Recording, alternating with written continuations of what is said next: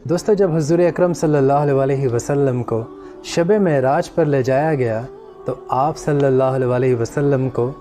جنت دکھائی گئی اور بتایا گیا کہ جنتی کے لیے جنت میں کیا کیا آسائش اور کس قسم کی سہولیات میسر ہوں گی، جس میں وہ اپنی باقی کی تمام عمر گزارے گا۔ اور جنت کے ساتھ ساتھ آپ صلی اللہ علیہ وسلم کو جہنم بھی دکھائی گئی، اور جب جہنم دکھائی جا رہی تھی تو وہاں پر ایک عورت کو عذاب ہو رہا تھا، اور اس عورت کے ہاتھ سر پر تھے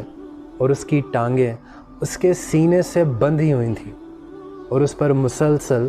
عذاب ہو رہا تھا۔ تو حضرت فاطمہ رضی اللہ تعالیٰ عنہ فرماتی ہیں کہ یا رسول اللہ، اس عورت پر عذاب کیوں ہو رہا تھا؟ تو حضور اکرم صلی اللہ علیہ وسلم نے ارشاد فرمایا کہ اس عورت پر مجھے بتایا گیا کہ 4 وجوہات کی وجہ سے اس پر عذاب ہو رہا تھا۔ تو آپ صلی اللہ علیہ وسلم نے پہلی وجہ بتاتے ہوئے فرمایا کہ وہ ایسی عورت تھی جو پاکی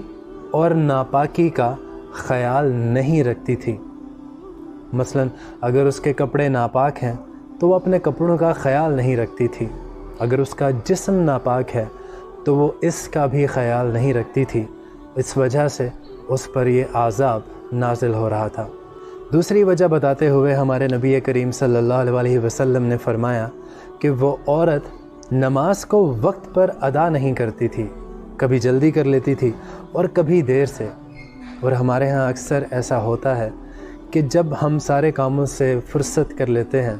تب جا کے ہم نماز ادا کرتے ہیں، یا پھر کبھی ہم ایسے کام میں لگے ہوتے ہیں تو ہم سوچتے ہیں کہ ہم نماز کو بعد میں ادا کر لیں گے، اور جب ہمیں کوئی کام نہیں ہوتا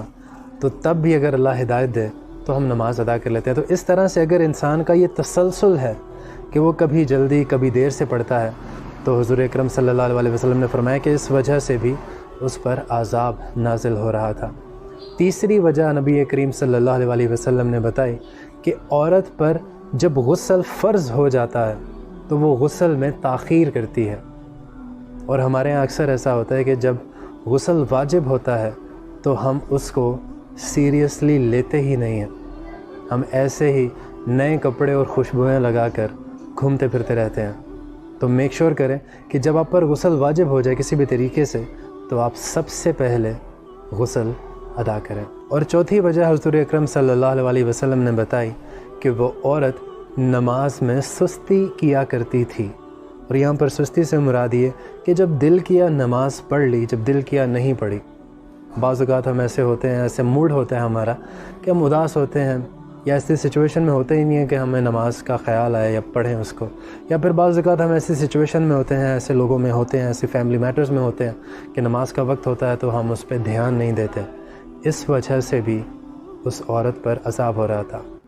تو اگر ہم ان چاروں پوائنٹس کو ملائیں تو 2 وجوہات نکل کر سامنے آتی ہیں۔ ایک، آپ اپنے جسم کا خیال رکھیں، جب بھی آپ پر غسل واجب ہو آپ اس غسل کو جلدی سے جلدی ادا کریں تاکہ آپ پاکی حالت میں رہیں، اپنے جسم کو پاک رکھیں، یہ ایک بہت بڑا اجر ہے۔ اور دوسرا، نماز میں سستی نہ کریں، نماز وقت سے پڑھیں، دل لگا کر پڑھیں، خشوع سے پڑھیں، تو ان عذاب سے آپ بچ سکتے ہیں۔ اور یہ عورت کے لیے نہیں ہے، یہ مرد کے لیے بھی ہیں کہ ان تمام چیزوں سے